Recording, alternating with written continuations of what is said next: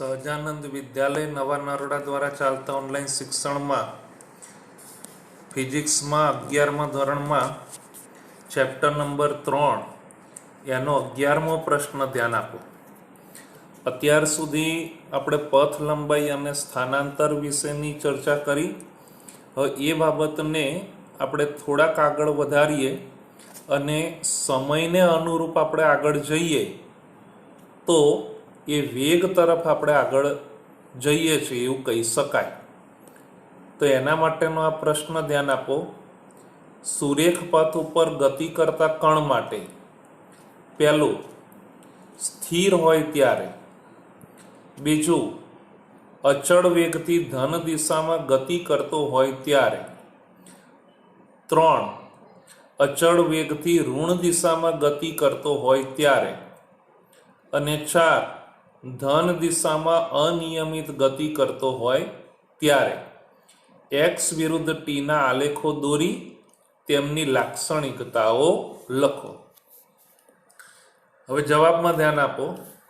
પદાર્થની ગતિને સ્થાન વિરુદ્ધ સમયના આલેખ વડે દર્શાવી શકાય છે.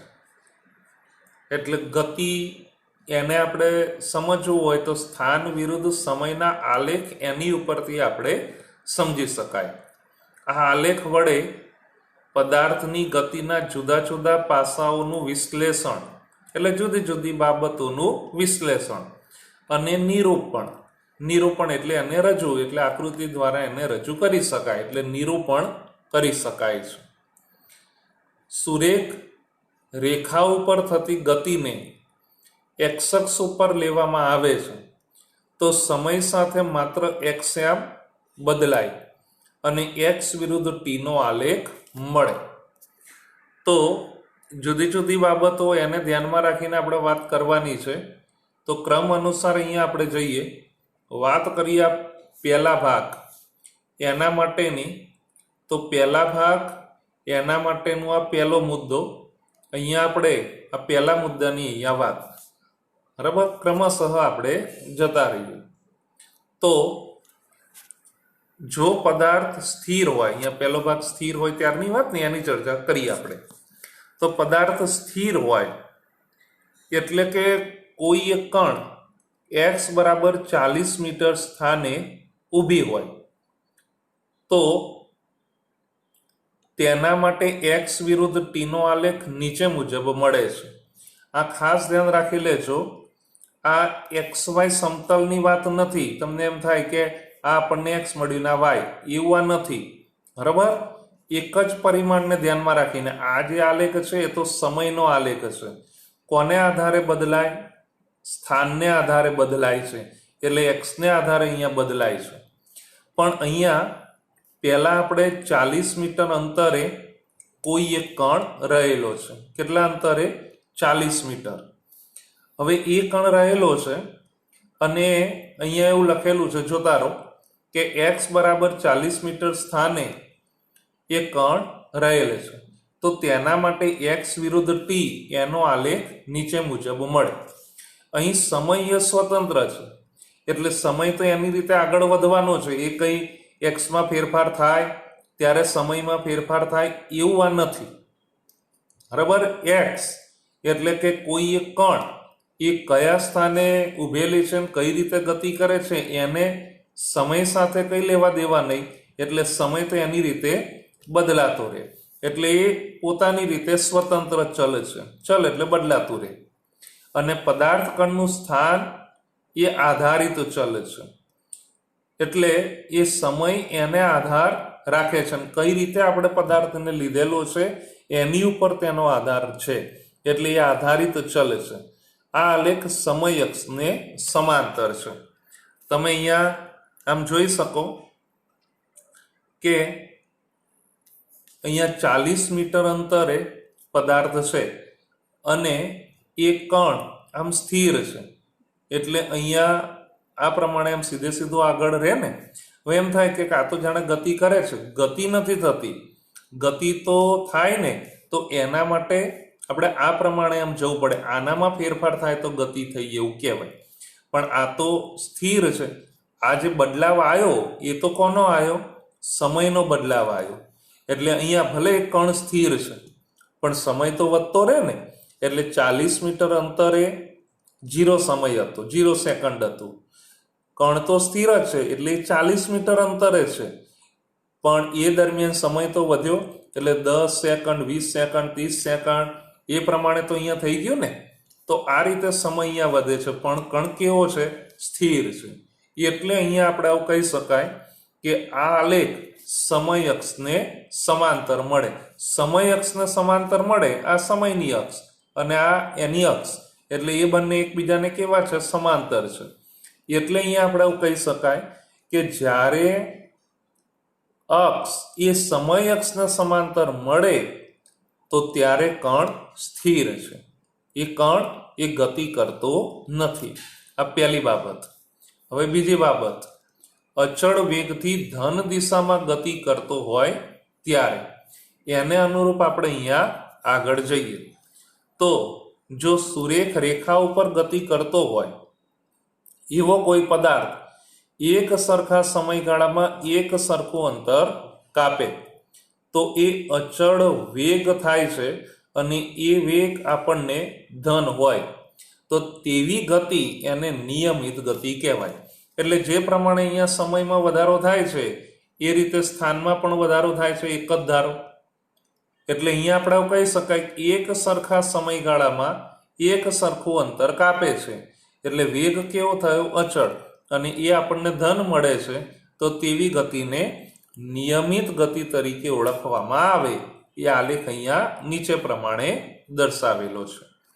ત્રીજી બાબત, આ તો સમય સાથે એક્સમાં વધારો થયો એટલે અહીંયા આપણને આ પ્રમાણેનો આલેખ મળે.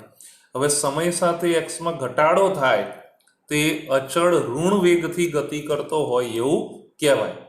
તો અહીંયા આપણે કહી શકાય કે સમય સાથે વેગમાં શું થયો? અહીંયા ઘટાડો. આ આપણને સમય સાથે વેગમાં વધારો અને આ સમય સાથે ઘટાડો. અંતરમાં એ ઘટાડો થયો સમય સાથે, એટલે વેગમાં શું થયું કહેવાય? ઘટાડો છે એવું આની ઉપરથી કહેવાય. તો આ આલેખ આ પ્રમાણે મળે. ચોથો ભાગ, એમાં પહેલું, જો કણ જુદા જુદા સમયગાળામાં જુદું જુદું અંતર કાપે તો તેવી કારની ગતિને અનિયમિત ગતિ કહે છે. એટલે દાખલા તરીકે પહેલા કલાકમાં અહીંથી આપણે દાખલા તરીકે બોમ્બે સુધીની વાત કરીએ તો અહીંથી બરોડા એ 1 કલાક દરમિયાન પહોંચે છે, 100 કિલોમીટર જેટલું અંતર. ત્યારબાદ બરોડાથી સુરત જાય એટલે બીજો જે પણ સમયગાળો છે એ સમયગાળો વધારે લે, કેમ કે ટ્રાફિક ને બધું હોય એટલે સમયગાળો વધારે લે છે. એટલે જુદા જુદા સમયગાળામાં જુદું જુદું અંતર કાપે તો તેવી ગતિને અનિયમિત ગતિ કહે છે. અને આવી ગતિ માટેનો આલેખ એક્સ વિરુદ્ધ ટી એ અહીંયા નીચે મુજબ મળે. પેલામાં કેવું હતું? વધતો હોય તો આ પ્રમાણે થાય, ઘટતો હોય તો આ રીતે થઈ શકે, પણ આ તો અહીંયા કેવો છે? અનિયમિત છે. એટલે આ પ્રમાણે અહીંયા તૈયાર થઈ શકે. જુદા જુદા સમયગાળામાં જુદું જુદું અંતર કપાય છે. એમાં ને એમાં આપણે બી ભાગની વાત કરીએ. અનિયમિત ગતિ માટે નીચે મુજબના ઉદાહરણ ઉપરથી એક્સ વિરુદ્ધ ટીનો આલેખ મળે. કેવી રીતે? તો ધારો કે એક કણ ટી બરાબર 0 સમય ઉગમ બિંદુ પાસે છે અને એ સ્થિર છે. સ્થિર સ્થિતિમાંથી ગતિની શરૂઆત કરે છે અહીંયા પ્રમાણે. તો આ કણની ઝડપ 0 થી 10 સેકન્ડ સુધી વધે છે. અહીંથી આ પ્રમાણે એમ સતત વધે ને, તો અહીંયા 0 થી 10 સેકન્ડ સુધી વધે છે. ત્યારબાદ 10 થી 18 સેકન્ડ સુધી અચળ ઝડપથી ગતિ કરે છે. એટલે એક જ ધારી ઝડપથી એ ગતિ કરે છે. સતત આ પ્રમાણે એક જ ધારો વધારો થાય છે. હમણાં આપણે આગળ વાત કરીને એક જ ધારો વધારો થતો હોય સમય સાથે સ્થાનમાં, તો આ પ્રમાણે તો અહીંયા 10 થી 18 એ લગભગ આમ સુરેખ સતત આપણને મળે છે. પછી બ્રેક લગાવતા 20 સેકન્ડ સમય 296 મીટર અંતરે સ્થિર થાય છે. એટલે અહીંયા સતત અહીંયા એક ધારો વધારો થઈ ગયો. પછી અહીંયા બ્રેક મારે એટલે 18 થી 20 સેકન્ડ સુધી 2 સેકન્ડ જેટલો તો સમય લાગ્યો. પછી અહીંયાથી એ એક જ ધારી રીતે વેગમાં ઘટાડો થઈ અને 296 મીટર અંતરે સ્થિર થઈ જાય છે. પછી જુઓ અહીંયા એક જ ધારું આ પ્રમાણે થયું ને, એટલે એનો અર્થ એવો થયો કે અહીંયા સમય વધે છે પણ આ જે છે ને એ સ્થાનમાં વધારો થતો નથી. એટલે અહીંયા આપણી પાસે આ પ્રમાણે રહે કે 20 સેકન્ડ સમય 296 મીટર અંતરે સ્થિર થાય છે. આ હકીકત માટે સ્થાન વિરુદ્ધ સમયનો આલેખ ઉપર મુજબનો મળે. ટૂંકમાં અહીંયા સતત વધારો થયો એવું કહેવાય શરૂઆતમાં, પછી એક ધારો અહીંયા વધારો થયો, પછી પાછો અહીંયા ઘટાડો થઈ અને પછી અહીંયા સ્થિર તરીકે આપણને મળે એવું કહેવાય. એટલે આલેખ આ રીતે આપણને મળે. ક્લિયર આટલું? તો અહીંયા ખાસ ધ્યાન રાખી લેજો કે અહીંયા જુદા જુદા સમયે કણની સ્થિતિ કેવી છે એની તરફ આપણે આગળ વધ્યા અને સમય સાથે સ્થાનમાં જે ફેરફાર થાય એને આપણે વેગ તરીકે ઓળખવામાં આવે. એટલે નવા ટોપિકમાં આપણે વેગ તરફ આપણે આગળ જઈ રહ્યા છે. ઓકે.